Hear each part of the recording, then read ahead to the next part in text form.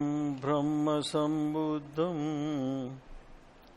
शुद्धं सिद्धं मतं गुरुं ज्योतिरूपं महादेवं लोकालोकप्रकाशकं गतरागद्वेषमोह सर्वपापविवर्जिता सर्वदा सर्वकालेषु ते भवन्तु जिनोत्तमा पवित्रं परमं ध्येयं परमानन्ददायकं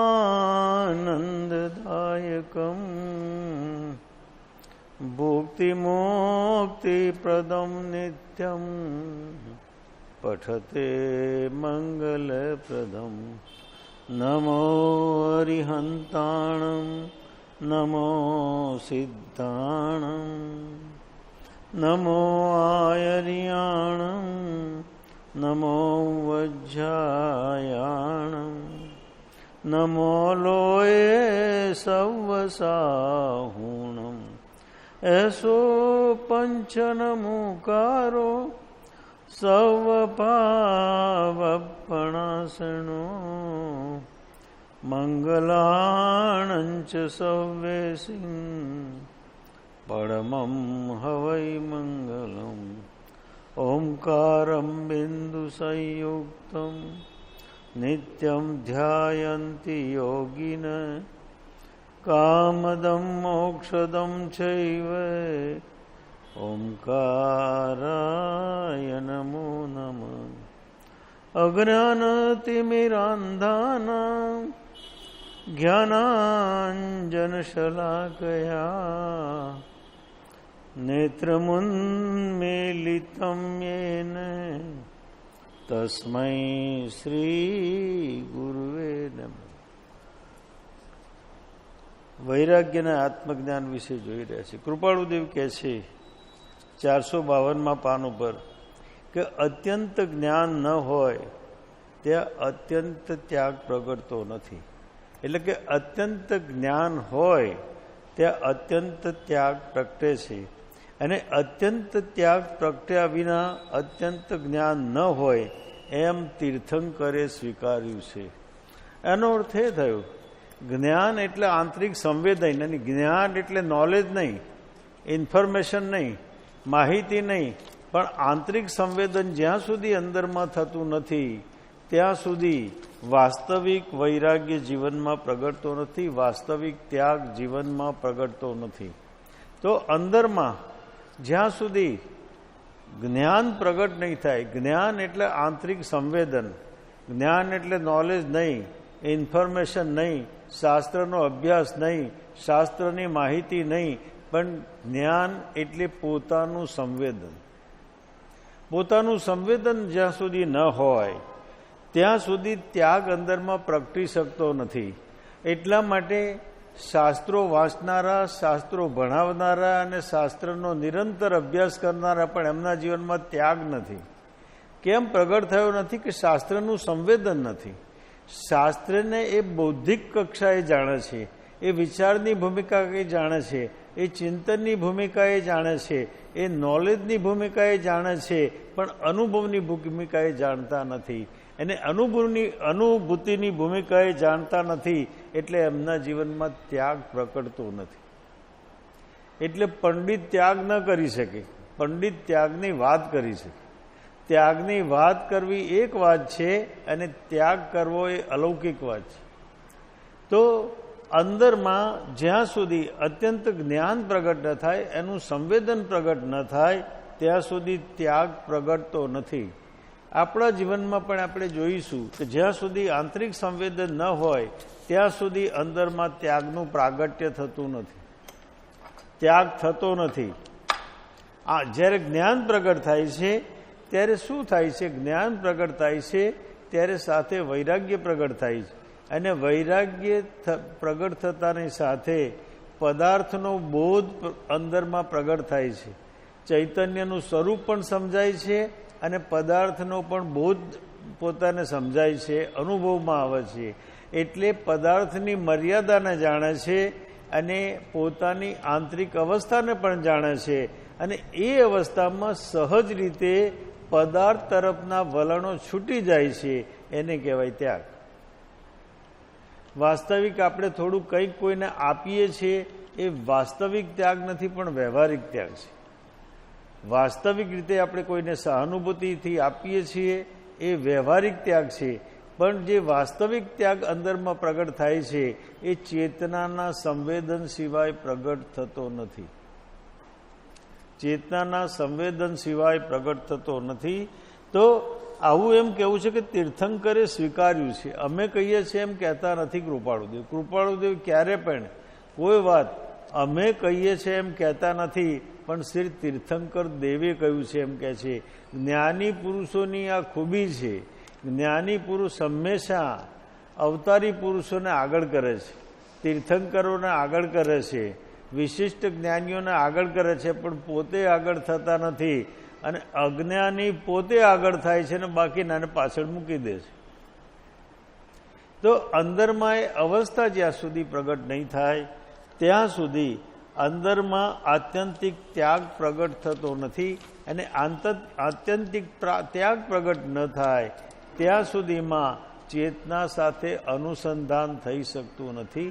કારણ કે ત્યાગ થતાની સાથે પદાર્થ, વસ્તુ, વ્યક્તિ અને સંજોગનો સંબંધ છૂટી જાય છે. ચિત્તમાં છૂટે છે, બહારમાં રહે છે, ચિત્તમાં સંબંધ છૂટી જાય છે. એટલે પોતાનું મન ખાલી પડે છે. અને ખાલી પડેલું મન, ખાલી પડેલું ચિત્ત એનો ઉપયોગ અંદરમાં સડસડાટ ઉતરી જાય છે, અંતર તરફ ગતિ કરે છે. કારણ કે ઉપયોગ ખાલી પડ્યો છે, ઉપયોગ ફ્રી થયો છે. અત્યાર સુધી ઉપયોગ વસ્તુમાં, વ્યક્તિમાં, સંજોગ અને ઘટનામાં હતો, પણ એમાંથી ઉપયોગ છૂટો પડ્યો, ફ્રી થયો. હવે જ્ઞાન જાણ્યા વગર રહેશે. ઉપયોગ છૂટો પડ્યો તો એટલે જ્ઞાન ઉપયોગ છૂટો પડ્યો. અને જ્ઞાન ઉપયોગ જાણ્યા વગર રહેશે નહીં. એ જ્યારે પદાર્થને જાણવાનું બંધ કરે છે ત્યારે પોતાને જાણવાનું શરૂ થાય છે. જ્ઞાન ઉપયોગનું કામ જોવું ને જાણવું છે, જાણ્યા વગર રહેશે નહીં. એ જ્યારે પદાર્થને જાણવાનું કામ બંધ કરે છે ત્યારે પોતાને જાણવાનું કામ એ બિંદુથી શરૂ થાય છે અંદરમાં. એટલે કહ્યું કે વૈરાગ્ય, ત્યાગ, દયા અંતરંગ વૃત્તિવાળી ક્રિયા છે. જો સાથે આત્મજ્ઞાન હોય તો સફળ છે, અર્થાત ભવનું મૂળ છેદે છે. એટલે પ્રથમ એ ગુણ આવેથી સદગુરુનો ઉપદેશ પરિણામ પામે છે. અહીં ચિત્ત ખાલી થાય છે. અને પોતાનું મન અથવા ચિત્ત ખાલી થવાના કારણે અંદરમાં અત્યાર સુધી વિચારો હતા, વસ્તુઓ હતી, વ્યક્તિઓ હતા, ઘટનાઓ હતી, જાત જાતની અવસ્થાઓમાં અંદરમાં હતી. પણ આંતરિક ત્યાગ અને વૈરાગ્ય પ્રગટ થવાના કારણે એ સાથેનો સંબંધ આંતરિક અવસ્થામાં છૂટી ગયો છે, બહારમાં છે, પણ આંતરિક અવસ્થામાં છૂટી ગયો છે. એટલે મન ખાલી પડ્યું છે, મન ફ્રી થયું છે. અને ખાલી મનમાં જો પોતે સાધક હોય તો એ મન ચૈતન્ય તરફ ઢળવાનું શરૂ થાય છે. ચૈતન્ય તરફ ઢળવાનું શરૂ થાય છે. એટલે કૃપાળુદેવે કહ્યું, જ્યાં પ્રગટે સુવિચારણા ત્યાં પ્રગટે નિજ જ્ઞાન. જે જ્ઞાને ક્ષય મોહ થઈ પામે પદ નિર્વાણ. સુવિચારણા પ્રગટ થાય છે, આધ્યાત્મિક અથવા તત્વની વિચારણા પ્રગટ થાય છે. અને તત્વની વિચારણા પ્રગટ થવાના પરિણામે જ્ઞાન પ્રગટ થાય છે. હવે જે જ્ઞાની, આ જે શબ્દ મહત્વનો છે, એ જ્ઞાન જે ક્ષાને ક્ષય મોહ થઈ, એ જ્ઞાન મોહને ક્ષય કરવાનું કામ કરે છે. મોહને ક્ષય કરવાનું એ જ્ઞાન કરે છે. જે જ્ઞાન અંદરમાં પ્રગટ્યું, જે જ્ઞાનનો આવિર્ભાવ થયો, જે ચૈતન્યની સ્મૃતિ થઈ, જે ચૈતન્યનું સ્પંદન થયું, એ સ્પંદન અંદરમાં મોહને તોડવાનું કામ કરે છે. એટલા માટે જ્ઞાન થયા પછી સંવરનું પરિણામ છે. આપણે કહીએ છીએ ને, જ્ઞાન, આત્મજ્ઞાન થયા પહેલાં ગમે તેટલી આપણે શુભ ક્રિયા કરીએ પણ એ આશ્રય અને બંધનું પરિણામ છે. સમ્યક દર્શન અથવા તો જ્ઞાન પ્રગટ થયા પછી જે કંઈ ક્રિયા છે એ સંવર અને નિર્જરાનું પરિણામ છે. એનું કારણ છે કે અંદરમાં આખી ધારા ફરી ગઈ છે. હવે એની એ ધારા નથી. ધારા ફરી ગઈ છે. ઉપયોગ બહારમાં હતો એ અંતર્મુખી થયો છે અને ત્યાં આગળ તત્વ વિચાર થાય છે, તત્વનું ચિંતન થાય છે અને પ્રગાઢ ચિંતનના કારણે ચેતના અંતર્મુખી બને છે. અને જેમ જેમ ચેતના અંતર્મુખી બનતી જાય છે એમ અંદરમાં મોહનો ક્ષય થતો જાય છે. ત્યાં સુધી મોહનો ક્ષય થતો નથી. એટલે કહ્યું કે વૈરાગ્ય, ત્યાગ, દયા અંતર્વૃત્તિવાળી ક્રિયા છે. જો સાથે આત્મજ્ઞાન હોય તો સફળ છે. એટલે કે ભવનું સફળ એટલે ભવનું મૂળ છેદ છે અથવા પરમ તત્વની પ્રાપ્તિ કરાવે છે. એટલે પ્રથમ એ ગુણ આવેથી સદગુરુનો ઉપદેશ પરિણામ પાવે છે. બીજી એક અવસ્થા થાય છે કે જ્યાં આ અવસ્થા જીવની તૈયાર થાય છે, ત્યાં જીવ પરિપક્વ થાય છે અને પરિપક્વ થાય છે એટલે સદગુરુ મળે પણ છે અને સદગુરુનો ઉપદેશ પરિણામ પામે છે. આ દેશના લબ્ધિની અહીંથી શરૂઆત થાય છે. 5 પ્રકારની લબ્ધિ છે: ક્ષયોપશમ લબ્ધિ, વિશુદ્ધિ લબ્ધિ, દેશના લબ્ધિ, પ્રાયોગ્ય લબ્ધિ અને કરણ લબ્ધિ. ઘટના કરણ લબ્ધિમાં બને છે, પણ અહીં વિષયનો વિચાર તત્વ બને છે. અત્યાર સુધી વિષયનો વિચાર સંસાર અને સંસારના પદાર્થો અને સંસારની વ્યક્તિઓ હતી, પણ જ્યારે દેશના લબ્ધિ ઉપલબ્ધ થાય છે ત્યારે વિચારનો વિષય તત્વ બને છે. વિચારનો વિષય તત્વ બને છે એટલે એને જગત સંબંધી ચિંતન અટકી જાય છે, જગત સંબંધી ચિંતન રોકાઈ જાય છે. આ અવસ્થાના કારણે અંદરમાં સુવિચારના પ્રગટ થાય છે અને સુવિચારના પ્રગટ થવાના કારણે પોતાને મોહ ઉપર પ્રત્યાઘાત ઉત્પન્ન થાય છે અને પ્રત્યાઘાત ઉત્પન્ન થવાના કારણે મોહના દળિયા તૂટવાના શરૂ થાય છે. આ રીતે અંદરમાં ઘટના ઘટે. જે કંઈ કૃપાળુદેવને કહેવું છે એ ઘટના આ રીતે ઘટે છે. એટલે કહ્યું પ્રથમ એ ગુણ આવેથી સદગુરુનો ઉપદેશ તેમાં પરિણામ પામે છે. અત્યાર સુધી સદગુરુની વાણી સાંભળી છે, સમસવરણમાં ગયા છીએ, ગણધરો પાસે બેઠા છીએ, કેવળ જ્ઞાનીઓ પાસે બેઠા છીએ, મહાજ્ઞાનીઓ પાસે આપણે એમના ચરણોમાં પણ બેઠા છીએ, પણ ઉપદેશ પરિણામ પામ્યો નથી. કારણ કે સુવિચારના અંદરમાં પ્રગટ થતી નથી અને ત્યાગ અને વૈરાગ્ય અંદરમાં પરિણામ પામ્યો નથી. અંદરમાં પરિણામ પામ્યો નથી. તો એ જ્યારે પરિણામ પામે છે ત્યારે આ અવસ્થા પોતાના જીવનમાં પ્રગટ થાય છે અને એની સાથે એક બીજી ઘટના ઘટે છે. દેશના લબ્ધિ પ્રગટ થઈ ગઈ, દેશના લબ્ધિ પ્રાપ્ત થઈ ગઈ. એની સાથે કૃપાળુદેવ 528માં પાન ઉપર આ વાત કરે છે કે જેમ જેમ જીવમાં ત્યાગ અને વૈરાગ્ય અને આશ્રય ભક્તિનું બળ વધે છે તેમ તેમ સત્પુરુષના વચનનું અપૂર્વ અને અદ્ભુત સ્વરૂપ ભાસે છે. તેમ તેમ સત્પુરુષના વચનનું અપૂર્વ અને અદ્ભુત સ્વરૂપ ભાસે છે. બીજી ઘટના એ ઘટે છે ત્યાગ અને વૈરાગ્યના કારણે કે એક તો આશ્રય ભક્તિ પ્રગટ થાય છે, જ્ઞાની પુરુષના ચરણોની ઉપાસના થાય છે, સમર્પણ આવે છે. જ્ઞાની પુરુષની ઉપાસના એટલે માત્ર શરીરની સેવા કરવી એમ નહીં. જ્ઞાની પુરુષની ઉપાસના એટલે પોતાના અહંકારને ગાળવો. અહંકાર ગળે એટલે સમર્પણ ભાવ આવે, સમર્પણ ભાવ આવે એટલે તથાતા ભાવ આવે, તથાતા ભાવ આવે એટલે વિનય જાગે, વિનય જાગે એટલે આશ્રય ભક્તિ થાય, આશ્રય ભક્તિ થાય એટલે ચરણોપાસના થાય અને ચરણોપાસના થાય ત્યારે જ્ઞાનીના ચરણોમાં બેસવાનું થાય. ત્યાં સુધી જ્ઞાનીની વાસ્તવિક ઉપાસના કરી ગણાતી નથી. ત્યાં સુધી જ્ઞાનીની વાસ્તવિક ઉપાસના કરી ગણાતી નથી. જેટલે અંશે અહંકાર ગળે એટલે અંશે જ્ઞાનીની ઉપાસના થઈ શકે અથવા ભક્તિ પ્રગટ થાય. અંદર સમર્પણ ભક્તિ સિવાય નહીં આવે, સમર્પણ ભક્તિ સિવાય આવી શકતું નથી. એક આપણા આશ્રય ભક્તિ જે પ્રગટ થાય છે બે રીતે પ્રગટ થાય છે. એક પ્રેમના કારણે પ્રગટ થાય છે અને બીજું મજબૂરીના કારણે પ્રગટ થાય છે. આપણો અનુચર હોય, આપણો નોકર હોય અને આપણે કહીએ એમ કરે છે, એ પ્રેમથી નથી કરતો પણ એ મજબૂરીના કારણે કરે છે. પણ બીજી જે ભક્તિ આવે છે એને આશ્રય ભક્તિ કહે છે કે જ્ઞાની પ્રત્યે પ્રેમ અને શ્રદ્ધા ઉત્પન્ન થાય છે અને એના કારણે અંદરમાં જે સમર્પણનો ભાવ આવે છે ત્યારે જ્ઞાનીની ભક્તિ થાય છે. ત્યાં સુધી વાસ્તવિક ભક્તિ થતી નથી. ત્યાં સુધી ઓગ સંજ્ઞાએ ભક્તિ થાય છે, બાહ્ય સ્વરૂપમાં ભક્તિ થાય છે, આંતરિક અવસ્થામાં ભક્તિ થતી નથી. એટલે અંતર સંવેદન અંદરમાં જાગૃત થતું નથી, અંતર સંવેદનની અંદરમાં અનુભૂતિ થતી નથી. તો એ વિચાર આપણે પ્રગટાવવો પડશે. કૃપાળુદેવ 762માં પાના ઉપર કહે છે કે જ્ઞાન વૈરાગ્ય સાથે અને વૈરાગ્ય જ્ઞાન સાથે હોય છે. હવે એમને મોહર મારી એકલા ન હોય, જ્ઞાન વૈરાગ્ય સાથે અને વૈરાગ્ય જ્ઞાન સાથે હોય છે, એકલા ન હોય. 762માં પાના ઉપર એમને આ નોંધ લખી છે. એનો અર્થ એ થયો, જ્ઞાન જ્યાં સુધી ન થાય ત્યાં સુધી વૈરાગ્ય યથાર્થ સ્વરૂપમાં પ્રગટ થતો નથી. જ્યાં સુધી જ્ઞાન ન થાય ત્યાં સુધી વૈરાગ્ય યથાર્થ સ્વરૂપમાં પ્રગટ થતો નથી.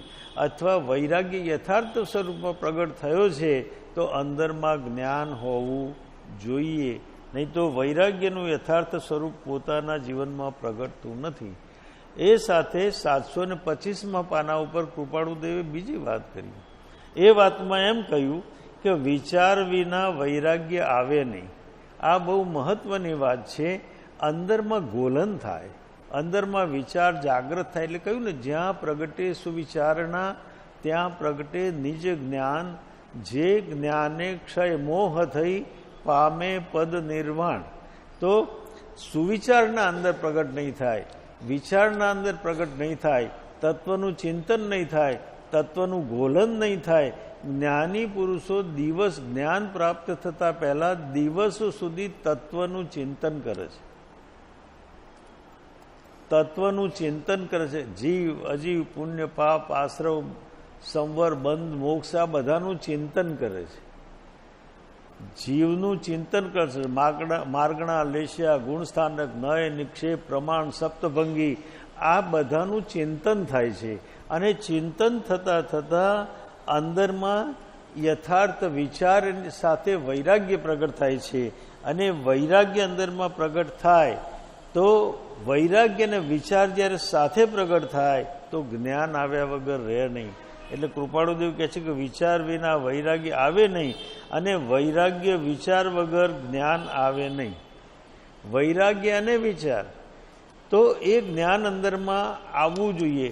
આપણે ચિત્તમાં જગત સંબંધી વિચારો ચાલે છે, નિરંતર જગત સંબંધી વિચારોનું ઘમાસાણ આપણા ચિત્તમાં ચાલતું હોય છે, પણ તત્વ સંબંધી વિચારો ચાલતા નથી. એ સાંભળીએ છીએ તો પણ આપણું ચિંતન કેટલું થાય છે, સાંભળ્યા પછી પણ આપણે ચિંતન થતું નથી. એટલે એ સંબંધી વિચારણા અંદરમાં થતી નથી.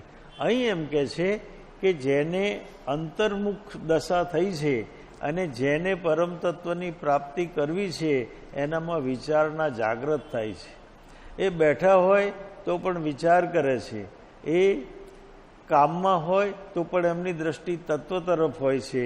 પ્રત્યેક અવસ્થામાં એમની દ્રષ્ટિ તત્વ તરફ ઢળેલી હોય છે અને એનો વિચાર એમના જીવનમાં જાગૃત થયેલો હોય છે. એ વિચાર એમનામાં વૈરાગ્ય પેદા કરે છે અને એ વૈરાગ્યથી અંદરમાં જ્ઞાનનો બોધ પ્રગટ થાય છે. અને જ્ઞાનનો બોધ પ્રગટ થવાથી મોહ અંદરમાંથી ક્ષીણ થવાનો શરૂ થાય છે. વાસ્તવિક પ્રક્રિયા આ અંદરમાં થાય છે. અને જેમ જેમ આ પ્રક્રિયા થતી જાય એમ જ્ઞાની પુરુષના વચનો અપૂર્વ લાગે છે. અત્યાર સુધી વચનો સાંભળ્યા હતા પણ વચનો અપૂર્વ નથી લાગતા. અપૂર્વ વાણી પરમશ્રુત સદગુરુ લક્ષણ યોગ. અપૂર્વ વાણી, એ અપૂર્વ વાણી પૂર્વે હજારો વાર સાંભળ્યું હોય, હજારો વાર ચિંતવ્યું હોય, હજારો વાર સત્સંગમાં જાણ્યું હોય, પણ જ્યારે જ્ઞાનીનું વચન પોતાને પ્રાપ્ત થાય છે ત્યારે અપૂર્વ લાગે છે, જાણે ક્યારે પણ ન સાંભળ્યું હોય અને એના પ્રત્યે અહોભાવ પ્રાપ્ત થાય છે. દરેક વખતે વચનો સાંભળ્યા છે પણ અહોભાવ આવ્યો નથી, પણ જ્ઞાનીના વચન સાંભળ્યા પછી અહોભાવ અંદરમાં પ્રાપ્ત થાય છે. કારણ કે જીવમાં મુમુક્ષુતા આકાર લઈ રહી છે. જીવમાં મુમુક્ષુતા પરિણામ પામી છે એટલે જ્ઞાનીના વચનો અપૂર્વ લાગે છે. એ અપૂર્વ લાગવાના કારણે પ્રેમ જાગે છે. પ્રેમ જાગવાના કારણે વચનો હૃદયમાં કંડારાઈ જાય છે અને વચનો હૃદયમાં કંડારાવાના કારણે અંદરમાં વિચારણા પ્રગટ થાય છે. જ્ઞાનીએ આમ કહ્યું છે તો એનું પ્રયોજન શું હશે, કયા સંદર્ભમાં કહ્યું છે, કઈ અવસ્થામાં કહ્યું છે, એનું પ્રયોજન શું છે, એનો પરસ્પર સંબંધ શું છે, આવી બધી વિચારણા અંદરમાં પ્રગટ થાય. આવી વિચારણા અંદરમાં પ્રગટ થાય છે અને જેમ જેમ વિચારણા પ્રગટ થાય એમ જ્ઞાનીના વચનનું અપૂર્વપણું વધતું જાય. અપૂર્વપણું લાગ્યું પણ અપૂર્વપણું વધતું જાય. જેમ જેમ અપૂર્વપણું વધતું જાય એમ ભાવ સૃષ્ટિમાં પરિવર્તન થાય અને જ્ઞાની પ્રત્યે પ્રેમ જાગતો જાય. જ્ઞાની પ્રત્યે અનન્ય પ્રેમ જાગે, અનકન્ડિશનલ, બિનશરતી. એ પ્રેમની પાછળ કોઈ ઈરાદો નથી, અપેક્ષા નથી, આકાંક્ષા નથી, ઝંખના નથી, ગણતરી નથી, આયોજન નથી, પ્રયોજન નથી. એવો પ્રેમ અંદરમાં પ્રગટ થાય છે. કૃપાળુદેવ કહે છે એને નિષ્કારણ પ્રેમ. નિષ્કારણ પ્રેમ, કોઈ પણ જાતના કારણ વગરનો પ્રેમ, અનકન્ડિશનલ પ્રેમ, કોઈ પણ જાતના કારણ વગરનો પ્રેમ જ્ઞાની પુરુષ પ્રત્યે પ્રગટ થાય છે. અને એ જ્ઞાની પુરુષ પ્રત્યે વહેતો પ્રેમ અને જ્ઞાની પુરુષ તરફથી વહેતું કરુણાનું ઝરણું, એનું મિલન, એને કહે છે આશીર્વાદ, એને કહે છે કૃપા, એને કહે છે અનુગ્રહ. અનુગ્રહની ઘટના આ રીતે ઘટે છે. માથે હાથ મૂકે એટલે અનુગ્રહ થયો એમ કહેવાય નહીં. એ સદભાવ છે, અનુગ્રહ નથી. એ સદભાવની પ્રક્રિયા છે, અનુગ્રહની પ્રક્રિયા નથી. અનુગ્રહની પ્રક્રિયા તો શિષ્યનો પ્રેમ અને જ્ઞાનીની કરુણા, એનું સુભગ મિલન, એને કહે છે અનુગ્રહ. અને અનુગ્રહ વખતે જ્ઞાની જાણતા નથી કે હું અનુગ્રહ કરું છું, શિષ્ય માગતો નથી કે મારે અનુગ્રહ જોઈએ છે. એ બંને વચ્ચે જે ઘટના ઘટે એ અનુગ્રહની ઘટના છે. અનુગ્રહ સોચી સમજી સાજીશ નથી. વિચાર કરીને અનુગ્રહ થઈ શકે નહીં. વ્યક્તિની ઓળખાણથી અનુગ્રહ થઈ શકે નહીં.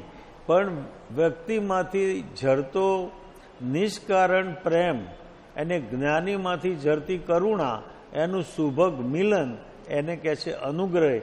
અને એકવાર અનુગ્રહ પ્રાપ્ત થઈ ગયો, મહત્વની વાત તો એ છે, એકવાર જ્ઞાનીનો અનુગ્રહ પ્રાપ્ત થઈ ગયો પછી શિષ્ય સાધના કર્યા વગર રહી શકે નહીં.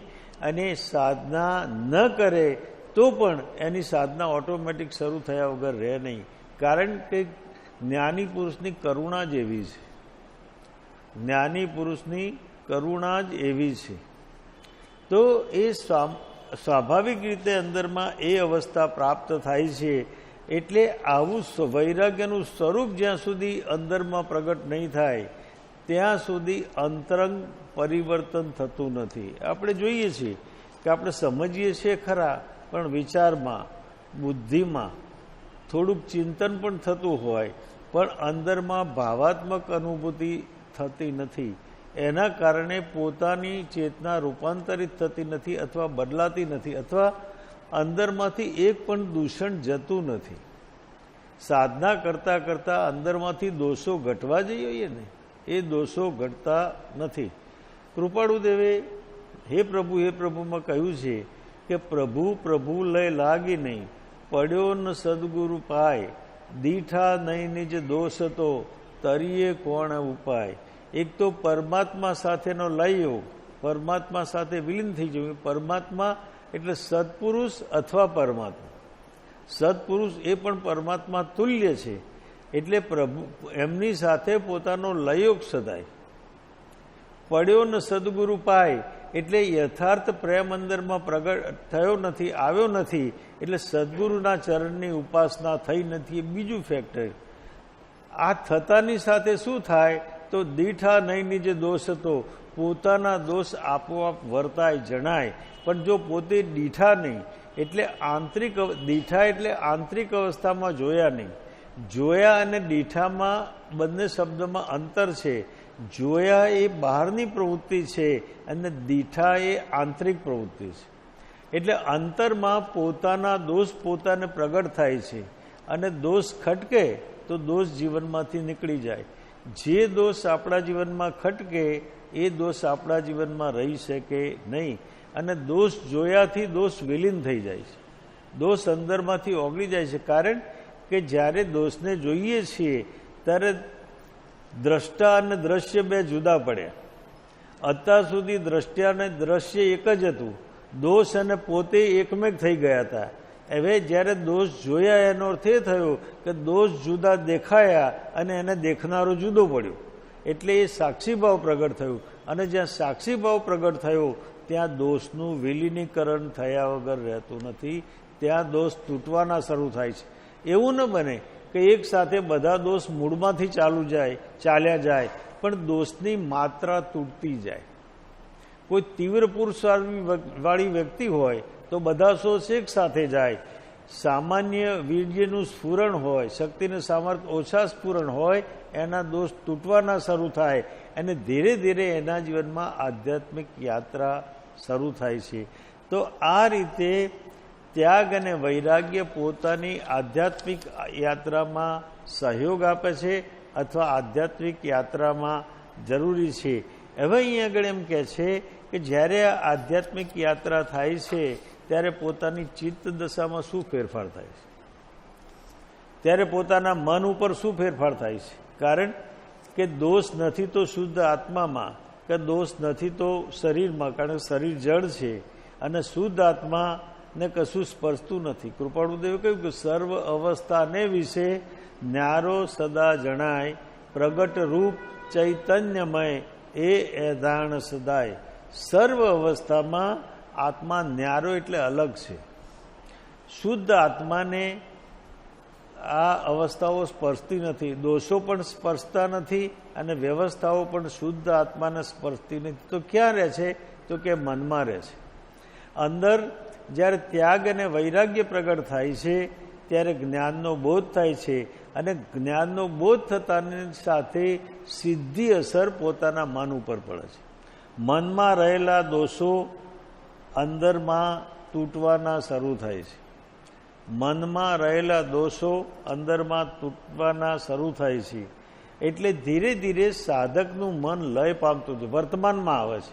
અત્યાર સુધી ભૂતકાળમાં જીવતા હતા, ભૂતકાળના બનાવોમાં ઘટનાઓમાં જીવતા હતા, ભવિષ્યકાળના આયોજનોમાં જીવતા હતા.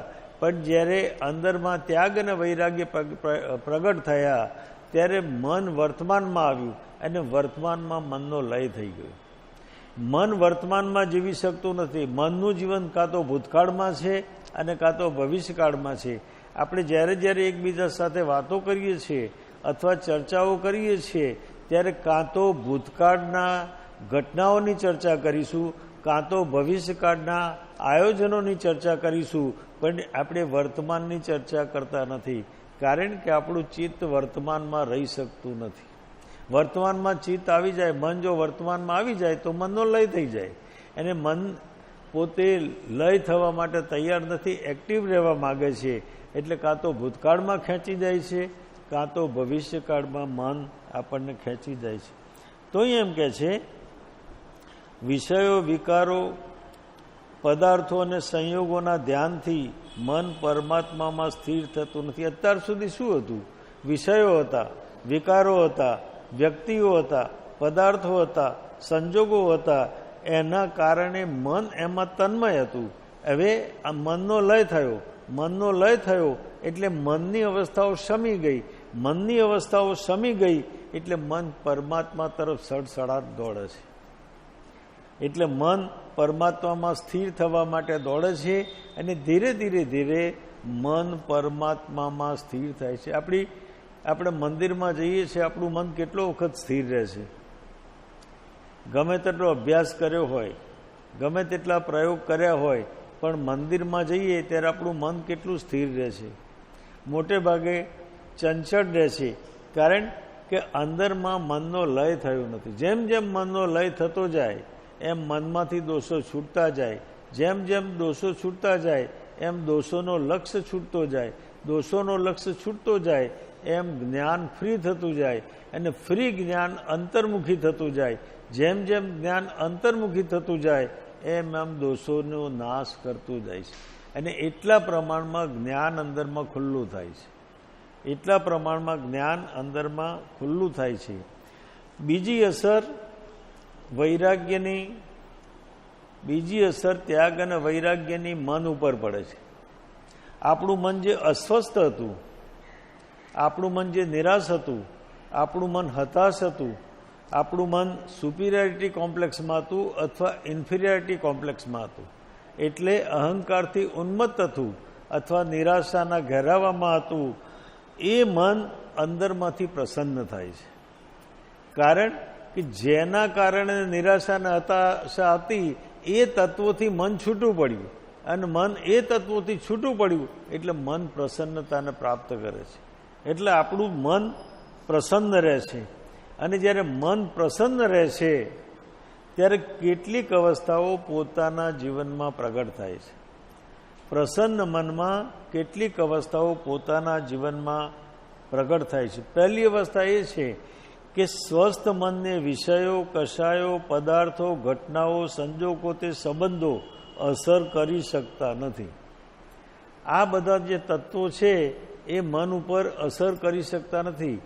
જ્યારે આપણામાં ત્યાગ વૈરાગ્ય નહોતા ત્યારે શું હતું કે મન આ બધા સાથે જોડાયેલું હતું, અને એમાં જે તરતમ્ય થાય, જે અંદરમાં ફેરફાર થાય, એ ફેરફારના કારણે ચિત્તની અવસ્થામાં ફેરફાર થતો હતો.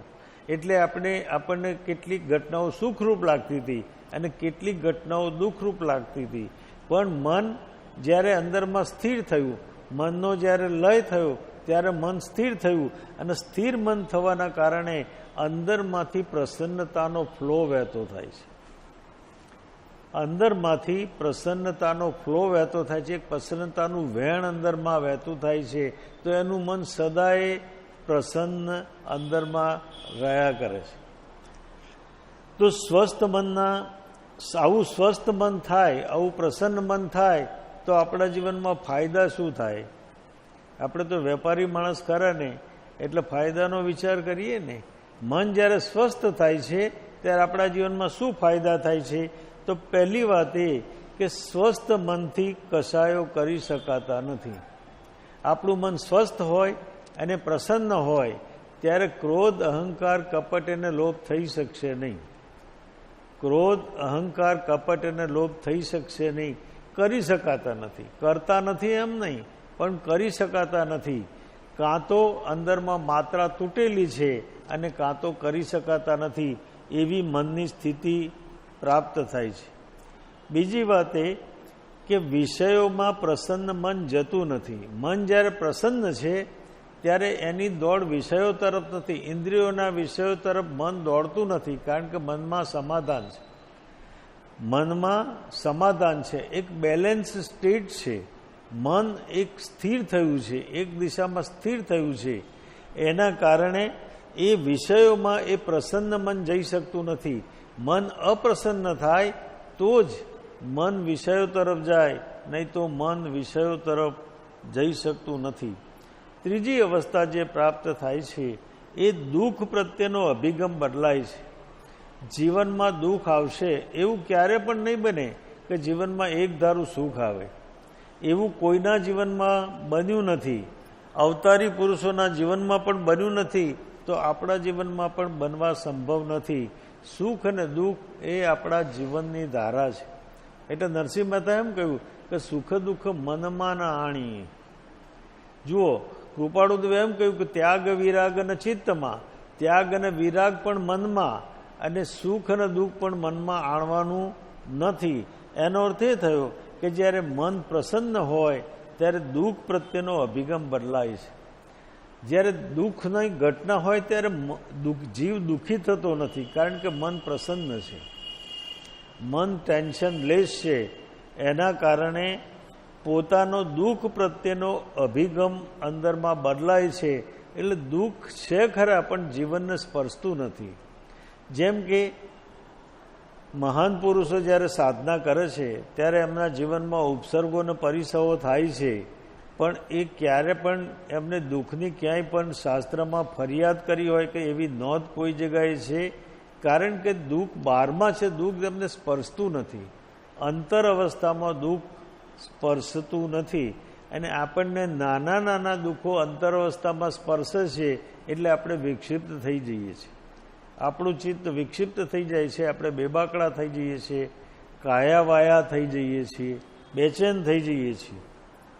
ચોથી વાત એ છે કે સુખ ઉન્મત્ત બનાવતું નથી.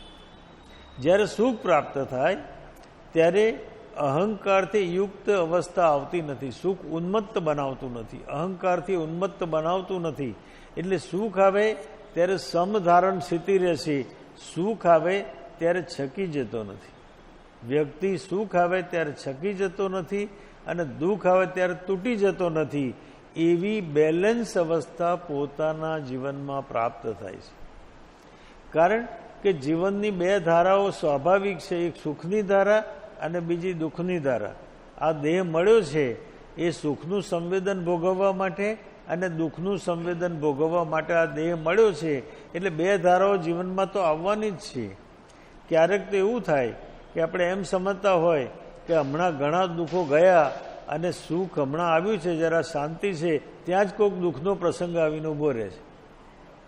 એટલે ક્યારે આપણા જીવનમાં શું ઘટના ઘટશે એ આપણે જાણી શકતા નથી. એટલે કે છે આ સંજોગોમાં દુઃખ હતાશ કરતું નથી અને સુખ ઉન્મત્ત બનાવતું નથી.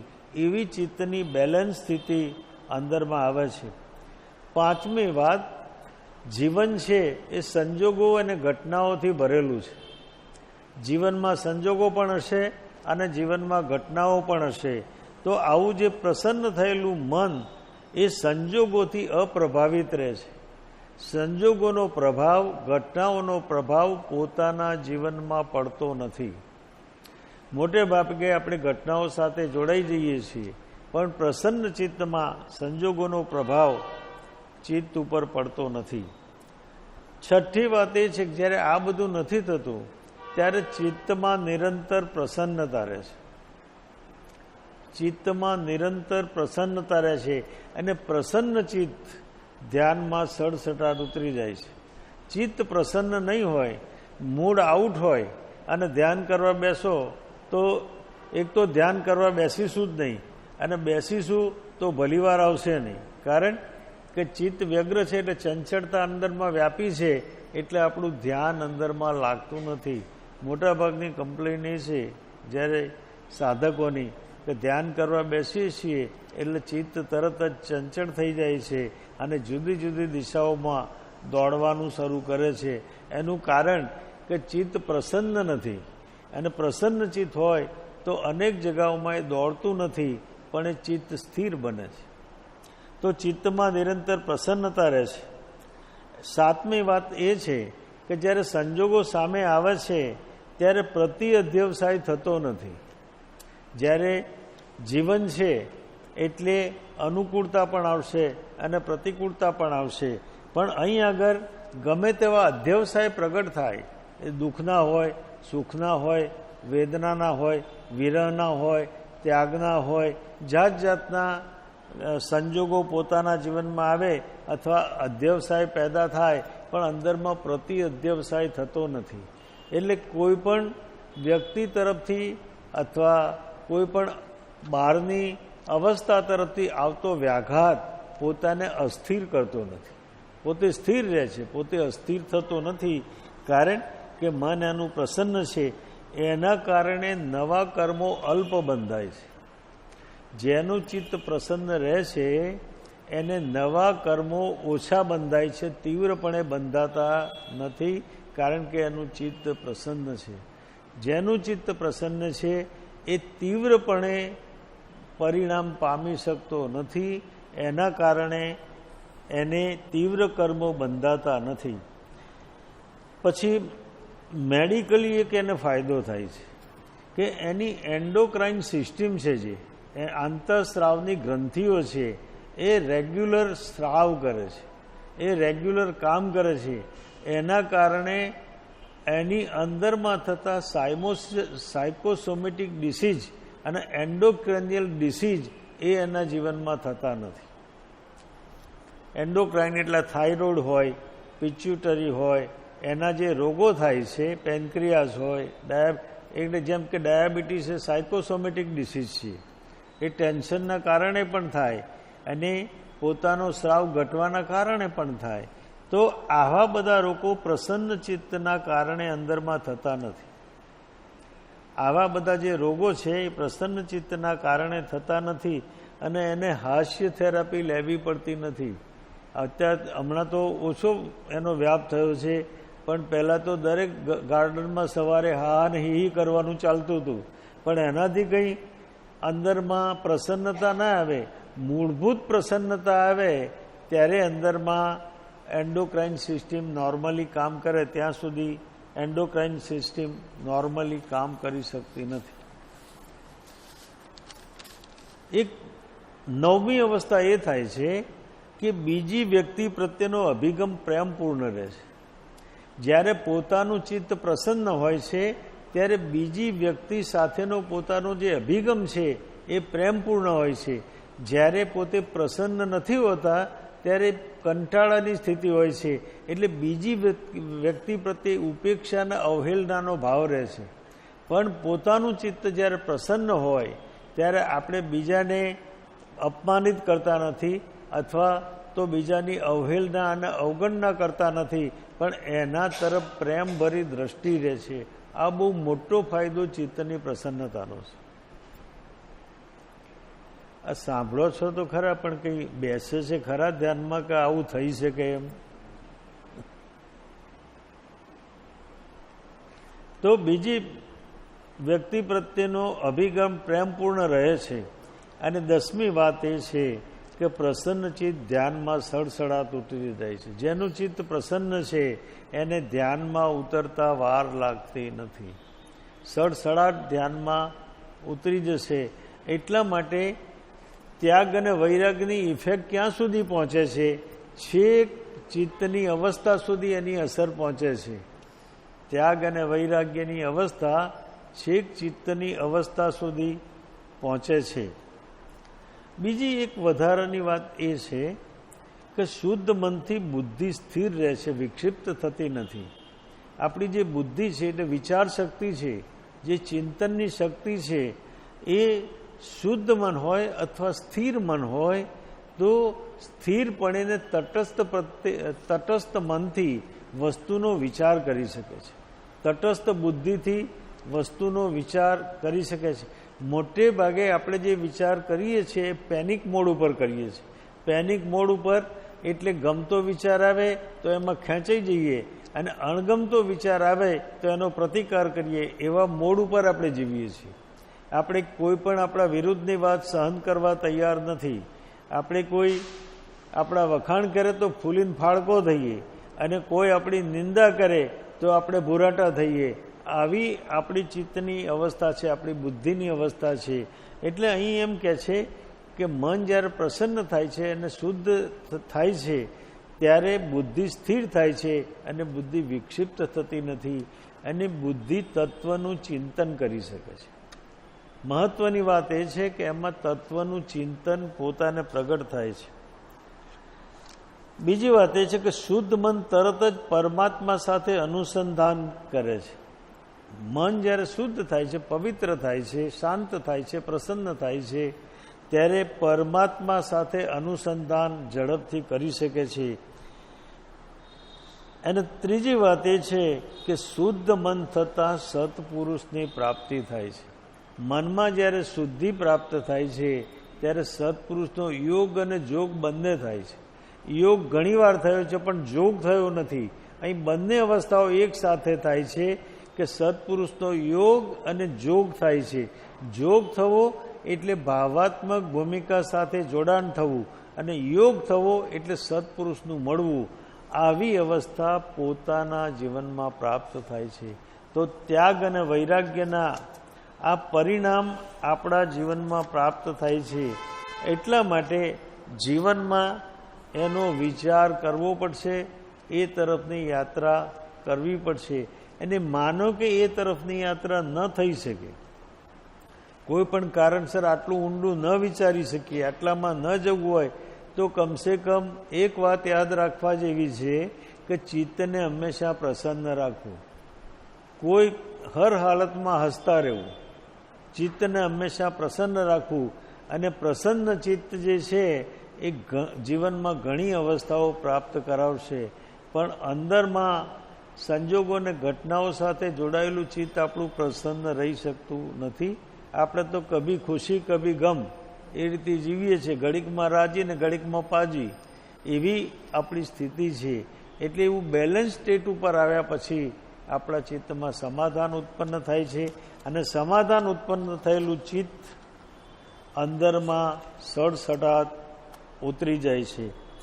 તો કૃપાળુદેવ એમ કહે છે કે આના માટે જેના અંતઃકરણમાં ત્યાગ વૈરાદી ગુણો ઉત્પન્ન થયા નથી તેવા જીવને આત્મજ્ઞાન ન થાય. કેમ કે મલિન અંતઃકરણ રૂપ દર્પણમાં આત્મ ઉપદેશનું પ્રતિબિંબ પડવું ઘટતું નથી. જેમ કે પાણી ચોખ્ખું હોય, પાણી ચોખ્ખું હોય, નદીનું પાણી ચોખ્ખું હોય તો છેક નીચેના તળિયા સુધી સ્પષ્ટ વર્તાય છે અને એનું સ્પષ્ટ પ્રતિબિંબ પડે છે. એમ જો આપણું ચિત્ત ચોખ્ખું હોય, શુદ્ધ હોય, તો ચૈતન્યનું પ્રતિબિંબ આપણા ચિત્તમાં પડે છે. આપણા આત્માનું પ્રતિબિંબ આપણા ચિત્તમાં પડે છે. આપણા આત્માનો અણસાર આપણા ચિત્તમાં ઉત્પન્ન થાય છે. પણ જો આપણું ચિત્ત મલિન હોય તો અંદરમાં એ પ્રતિબિંબ ઉઠી શકતું નથી અથવા પડી શકતું નથી. એના કારણે પોતાનું ચિત્ત મલિન રહે છે, પોતાનું ચિત્ત અંદરમાં મલિન રહે છે. તો તેમજ માત્ર ત્યાગ વૈરાગ્યમાં રાચીને કૃતાર્થતા માને, ત્યાગ અને વૈરાગ્ય કર્યા પણ એના એમ માની લે કે હવે ઘણું થઈ ગયું, બીજું કંઈ કરવા જેવું નથી. તો કૃપાળુદેવ કહે છે ત્યાગ વૈરાગ્યમાં રાચીને કૃતાર્થતા માને તે પણ પોતાના આત્માનું ભાન ભૂલે છે. પોતાનું આત્મભાન અંદરમાં ભૂલાય છે, અને અંતર્મુખી ચેતના જે થવી જોઈએ એ અંદરમાં થઈ શકતી નથી. ઘણા એવા માણસો હોય છે કે હસમુખા હોય છે, હસમુખા હોય છે પણ એ પ્રસન્ન નથી હોતા. હસમુખા માણસો જોવા મળશે પણ પ્રસન્ન ચિત્તના માણસો જોવા નહીં મળે. કારણ કે હસમુખા માણસો પણ એમની પાછળ કંઈક ને કંઈક ઈરાદા પડ્યા હોય છે. આપણા હસવાના પાછળ પણ ઈરાદો હોય છે. આપણે ખાલી હસતા નથી, પણ ઈરાદાપૂર્વક હસીએ છીએ, અને ઈરાદાઓ આપણા ચિત્તને મલિન કરે છે. ઈરાદાઓ આપણા ચિત્તને મલિન કરે છે.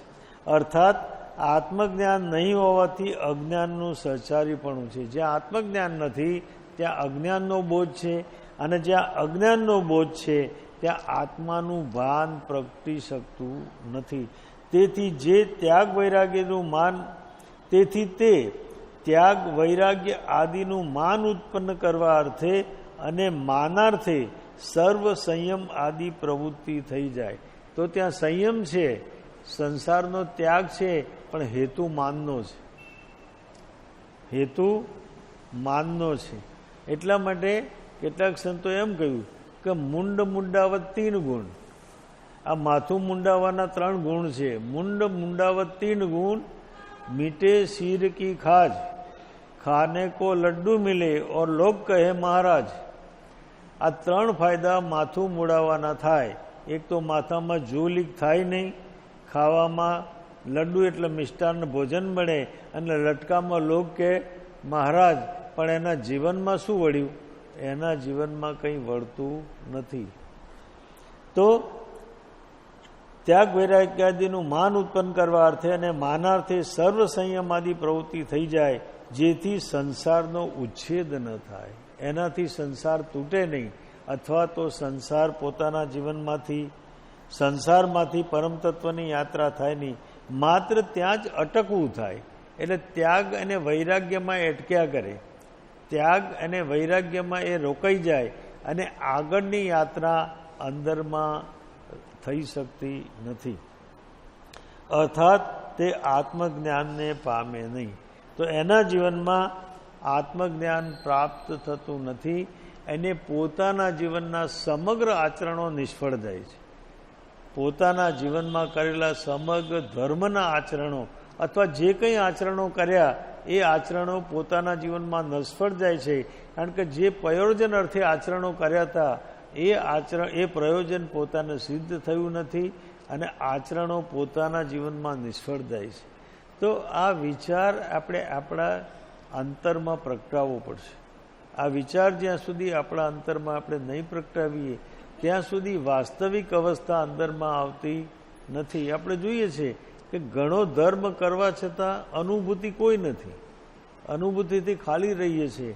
એનું કારણ કે સમ્યક પ્રકારે ધર્મનું આચરણ આપણા જીવનમાં થયું નથી. અને મહાપુરુષો તો એમ કહ્યું કે ઇક્કોવી નમુકારો જીણવર વસ સવદ્ધ માણસ સંસાર સાગરાઓ તારેમ નરમ નારીમાં. ભગવાન મહાવીરને કરેલો એક નમસ્કાર સંસાર સાગરથી પાર ઉપતારે છે. આપણે કેટલા નમસ્કાર કરીએ છીએ? અનેક વખત નમવા છતાં આપણું જીવન રૂપાંતરિત થતું નથી, બદલાતું નથી, આપણી કોઈ અવસ્થામાં ફરક પડતો નથી. એનો અર્થ એ થયો કે આપણે જે કંઈ કર્યું એ ઉગી નીકળ્યું નથી, અંદરમાં તથારૂપ અવસ્થા પ્રાપ્ત થઈ નથી. ત્યાગ સાથે વૈરાગ્ય જોડાય છે, કારણ કે વૈરાગ્ય થયે જ ત્યાગ થાય છે. ત્યાગ અને વૈરાગ્ય એક આંતરિક અવસ્થા છે અને બીજું એનું પરિણામ છે. વૈરાગ્યનું પરિણામ ત્યાગ છે. અંદરમાં વૈરાગ્ય આવ્યા સિવાય ત્યાગ યથાર્થપણે થઈ શકતો નથી. અને જ્યાં સુધી વૈરાગ્યની ઝલક નહીં ઉઠે ત્યાં સુધી જ્ઞાનનો બોધ થઈ શકતો નથી. કારણ કે જ્ઞાન વિના વૈરાગ્ય નથી અને વૈરાગ્ય વિના ત્યાગ નથી. એટલે ત્રણેય અનુસાંગિક છે. એ ત્રણેય જ્યારે જીવનમાં સધાય છે ત્યારે જીવનમાં સડસડાટ પરમ તત્વની અનુભૂતિનો માર્ગ ખુલ્લો થાય છે. ત્યાં સુધી પરમ તત્વની અનુભૂતિનો માર્ગ વાસ્તવિક અવસ્થામાં ખુલ્લો થઈ શકતો નથી. તો આ વિચાર આપણે આપણા જીવનમાં પ્રગટાવવો પડશે. કહ્યું ત્યાગના બે પ્રકાર છે, એક બાહ્ય ત્યાગ અને બીજો અભ્યંતર. તેમાંનો બાહ્ય ત્યાગ તે અભ્યંતર ત્યાગને સહાયકારી છે. માત્ર ત્યાગની નિંદા કરવાની જરૂર નથી, કારણ કે બહારનો ત્યાગ અભ્યંતર ત્યાગ માટે સહાયકારી છે. આમાં કયા સ્ટેપ ઉપર આપણે સાધના કરીએ છીએ, કઈ અવસ્થામાં ઊભા રહીને સાધના કરીએ છીએ મહત્વનું છે. એટલે ત્યાગ બિલકુલ નિષ્ફળ છે એમ નથી, એ પણ કંઈક પરિણામ તો આપે છે. પણ અંદરના ત્યાગનો જો લક્ષ્ય હોય અભ્યંતર ત્યાગનો, તો એ પરિણામ આત્માને અનુકૂળ પડે છે, નહીં તો અનુકૂળ પડતા નથી. અહીં શ્રીમદજી કહે છે કે સત્સંગ થાય ત્યારે માયા વેગળી રહે છે. સત્સંગનો યોગ મટ્યો કે પાછી માયા તૈયાર ને તૈયાર વળગે છે. જ્યારે સત્સંગ કરતા હોય ત્યારે માયા આપણા જીવનમાં વેગળી રહે, પણ સત્સંગમાંથી બહાર નીકળ્યા એટલે માયા વળગે છે. એક ભાઈએ એમ પૂછ્યું કે ગંગા પવિત્ર છે અને ગંગામાં બધા પાપ નાશ પામે છે. ગંગામાં અન્ય સ્થાને કૃતે પાપમ ગંગા સ્થાને વિનશ્યતિ. અન્ય સ્થાનમાં બહારમાં કરેલા જે પાપો છે એ ગંગામાં સ્નાન કરવાથી એનો નાશ થાય છે. તો કે માણસો કેમ બદલાતા નથી, એમ પ્રશ્ન થયો. એટલે સંતે એમ જવાબ આપ્યો કે પાપોને પૂછ્યું કે તમે કેમ ખસતા નથી? ત્યારે પાપો એમ કહ્યું કે અમે યુક્તિ શોધી કાઢી છે કે જ્યારે ગંગામાં સ્નાન કરે ત્યારે અમે કિનારે ઊભા રહીએ છીએ અને સ્નાન કરીને બહાર નીકળે એટલે અમે એને વળગી જઈએ છીએ. એટલે આ અમારી અવસ્થા ક્યારે પણ બદલાતી નથી અને જીવ વર્ષો સુધી એવી ને એવી અવસ્થામાં રહ્યા કરે છે. તો વિશ્વાસઘાત કરવો તેનો પણ અસત્યમાં સમાવેશ થાય છે. આ વિશ્વાસઘાત એ પણ અંદરમાં એનો સમાવેશ કરે છે. એટલે આ અવસ્થા જેનામાં આવતી નથી એના જીવનમાં અંતર પરિણામ થતો નથી, અંતર પરિણામ થતો નથી, અંતર સંવેદન થતું નથી, અંદર સંવેદન થતું નથી. એટલે અંદરમાં રસ જાગતો નથી, રસ જાગતો નથી એટલે આધ્યાત્મ તરફના વર્ણનો બદલાય છે અને એમ થાય છે કે આમાં બહુ મજા આવશે નહીં, એટલે આધ્યાત્મને આપણે પડતું મૂકીએ છીએ. આધ્યાત્મને આપણે પડતું, કારણ કે આધ્યાત્મમાં ત્યાગ જ આવવાનો, ત્યાગ જ આવવાનો. એટલે જ્યારે પૂછો ત્યારે કહે છે બધા ત્યાગ કરવાની જ વાત કરે છે, અમારા ધર્મમાં જઈને કરવું શું? માત્ર એટલી જ વાત નથી પણ આધ્યાત્મની અંદર જે મનની શાંતિ અને સમાધાન છે એ જીવનમાં મેળવવા જેવું તત્વ છે, પ્રાપ્ત નહીં થાય ત્યાં સુધી જીવનમાં શાંતિ અને સમાધાન ઉતરી આવતા નથી. તો આ ત્યાગ, વૈરાગ અને આત્મજ્ઞાનની વાત અહીં પૂરી થાય છે. અને હવેથી શ્રીમદજીની આંતરદશા જે છે કે એમને કેટલાક પત્રોમાં આંતરદશાનું વર્ણન કર્યું છે, એમનું વેદન. જાત જાતની અવસ્થાઓમાંથી કૃપાળુદેવ પસાર થાય છે. એવું નથી કે આપણે જ જાત જાતની અવસ્થાઓમાં પસાર થઈએ છીએ. કૃપાળુદેવ પણ જાત જાતની અવસ્થાઓમાંથી પસાર થયા છે. ત્યારે એમના અંતર્ભાવો શું હતા, અંતર અવસ્થા શું હતી, એનો પત્ર આપણે આવતીકાલથી શરૂ કરીશું. અંતમાં સૌને પ્રણામ.